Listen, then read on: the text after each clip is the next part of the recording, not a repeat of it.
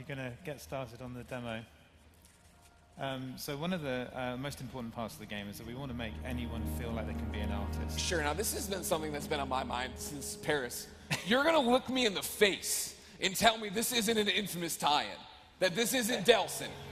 Literally the same red hat. He's got a bag on. He's doing graffiti. You just ripped off Sucker Punch, and everybody knows it. I knew you were going to do that, Greg. You know what? It's completely coincidental.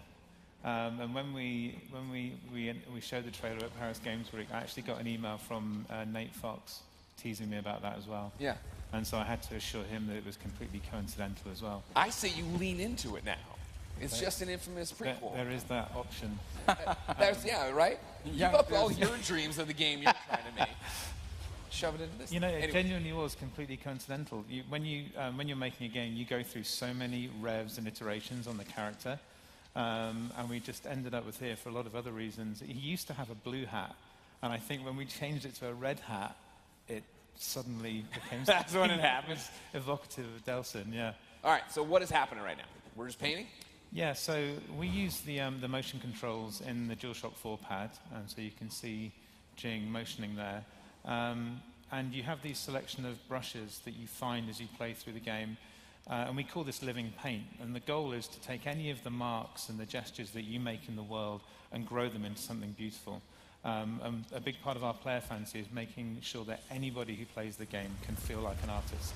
I can't draw at all in real life, but in this game, you know, I can pull something together that looks half decent. Was that a concern when you got going, right? Like, what was the original iteration? Mm-hmm. Was it freehand painting, and then you're like, oh, well, what about the people? Yeah, that's a good question. So this is actually the third iteration on the painting mechanics that we've had in the game. And we realized that getting the right balance between agency and assistance so that whatever you do, you feel like you made it, but what do we add to that through the technology that we've built to make it something beautiful, but you have to still feel like you did it. Sure. And so this is where we've ended up, and we're really happy with how it's turned out. How long have you guys been working on it? Quite some time. Yeah? We have been on this now for nearly 3 years. And so it's a labor of love that's kind of been coming together slowly but surely. And, you know, we're a very small team. That's the other thing. And how many people? There's 14 people on the team. And we have a couple of other contractors and interns, depending on, you know, what part of the process we're in. But it's very small, and that's why iteration on a small team is the most important thing, but it's a different type of process. I believe it. So then, we're showing the painting right now, but how does this get used in the gameplay? Is it a puzzle game? Like, how do you describe it? So it's a third-person action adventure, and later on next year we're going to be showing more of the action elements in the game. Okay. But because this is such a pivotal thing, and you know, one of the most striking things about the game, we wanted to kind of get out there with this first. And there are puzzle-solving mechanics in there. And in a little bit, Jing is actually going to go around the corner and start painting creatures, which is another really important part of the game. And the story and the theme of the game is about bullying. And one of the reasons that these creatures are so important is that they're the friends that Ash wished he had in real life. And they have a really important gameplay function as well. And depending on how you paint the creatures, the colors that you use, they have different abilities. And that's really where the puzzle solving comes in. So if you paint a red creature, for example, it will have fire abilities, and then you can go and solve fire puzzles. Gotcha. If you paint it with yellow, it will have electricity powers and things like that. Is there going to be just a canvas mode, like a relax mode, to jump in and not worry about the story or not doing that? We are looking at that. I think that's a great thing to have in there, so that people can just go and completely relax. Sure. Because the bullies actually exist in the world as AI, and they have an important part to play in how you're able to paint as you go through the world. And so having some way to just sit there and relax and just chill out and do whatever you want is a good part of it. Now, when we were backstage talking, you blew my mind. So Pixelopous is a first party. Right. You're actually working out of the San Mateo office. That's right. Yeah, so tucked away, hidden on the back floor of one of the floors in the global headquarters is Pixelopous, and we're the only development that's happening there. So we're kind of flying under the radar, but we get to kind of make our own creative IP, which is quite a unique situation. Shuhei, that means you're their boss. It does. No, Connie Booth is their boss, and Scott Rode is Connie's boss. But we all know Scott Rhodey doesn't do anything. You know what I mean? For for you, Shu, Yeah. why was this a game PlayStation wanted to get behind? Why was this a game you wanted them to make? Oh yeah, so after they finished the Entwine, they came up with the wall flow concept, ideas, sketches, and I was let in to see all of the different concepts, and this concept stood out, and I was like, wow, I can see, I'll be playing this game, and Dom and the team said, wow, everybody picked the same concept. Right? That was an unusual moment. Like one of the things that happened when we kind of are in our dream phase is we came up with 10 different concepts for a game, and we go through an exercise where we imagine the gameplay and the story, and we do a little one sheet where we try and picture it as a finished product. And then we do a bunch of supporting artwork and prototypes to try and figure that out. And when we came to the idea for this game, which actually came from our VFX artist, Ashwin, the boards were like 5 times longer. There was loads more to talk about, and you could actually imagine it as a gameplay experience, which is obviously the most important thing. So that's something we glossed over in that conversation there. But Entwined was the studio's first game. Yes.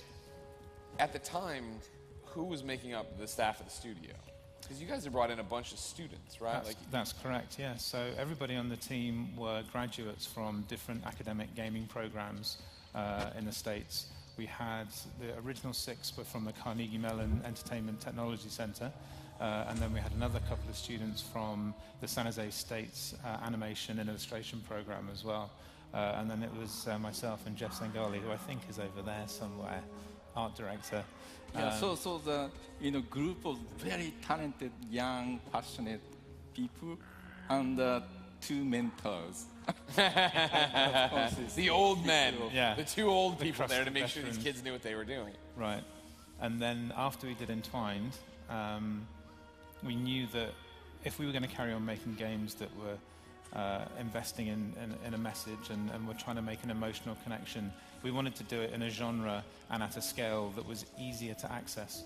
And we all love third-person action-adventure games, so we thought this would be a great platform in order to kind of make something that was imaginative and a bit different, but was maybe a bit easier to get into than Entwined was.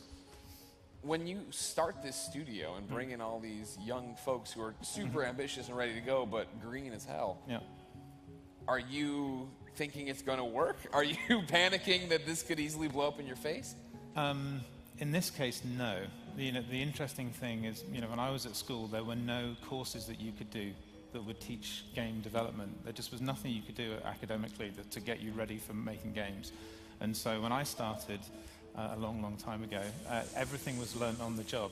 Yeah. And what we found when we were going through these different academic programs is that the tools and the kind of the abilities and knowledge that they had just from their studies was equivalent to what I was getting 5 years into the job. Wow. So they were actually teaching us stuff on how, the best way to kind of put things together.